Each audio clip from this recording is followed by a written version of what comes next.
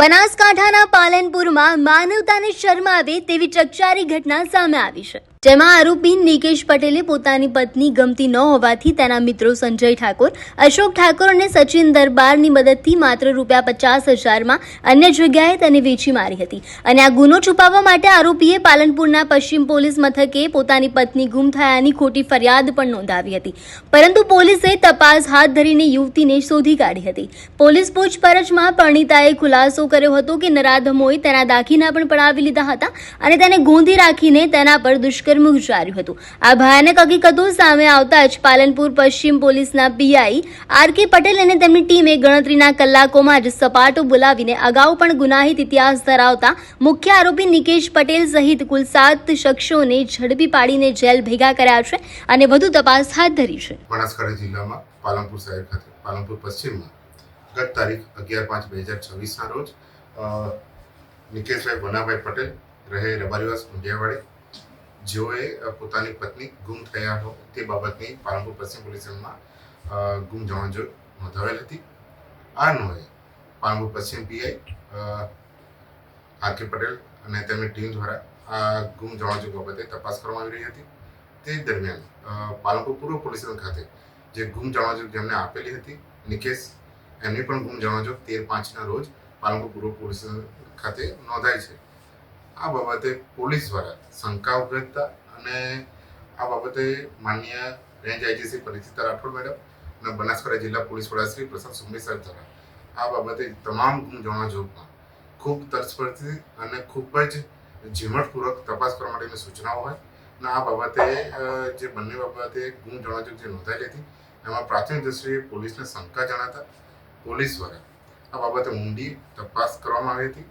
જે અન્વયે જે ગુમ જણાવજો જે દાખલ થઈ હતી નિકેશભાઈ વનાભાઈ તેઓ શોધી કાઢવામાં હતા, જે બાબતે તેમની એનકેમ પ્રકારે ટેકનિકલ આધારે પૂછપરછ કરવામાં આવી અને પૂછપરછના આધારે આખો તમામ ઘટનાક્રમ જે હતો એ પોલીસને એની વિગતો મળી હતી। જે દરમિયાન જે નિકેશ વનાભાઈ પટેલ છે તેની પત્નીને પણ શોધી કાઢી હતી અને તે બાબતે આ જે ગુમ જણાવજો બાબતે તેનું નિવેદન લેતા અને જે પીડિત પત્ની હતી એના તરફથી આખો ઘટનાક્રમનો ચિત્ર અમને મળ્યો હતો। જે અન્વયે પાલનપુર પશ્ચિમ પોલીસ સ્ટેશન દ્વારા જે માહિતી મળેલી હતી કે જે ભોગ બનનાર જે બહેન છે એને એમના પતિ નિકેશ દ્વારા એમના અન્ય મિત્રોને આપી દેવામાં હતી, જે માનવ તસ્કરી અન્વયે કરેલ હતી અને જેમાં 50,000 જેટલી રકમમાં તેમની પત્નીને અન્ય મિત્રોને વેચી કાઢેલી હતી।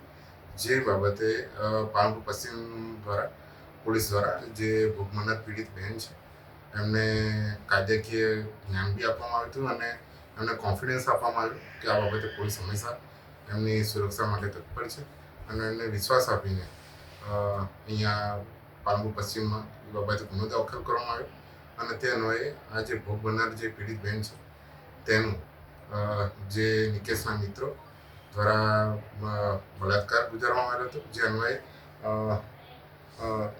અને તેને જે કાનની ગુટ્ટી છે એને પણ લૂંટી લેવામાં આવી હતી અને જે અન્ય જગ્યાએ વેચાણ કરવામાં આવેલું હતું।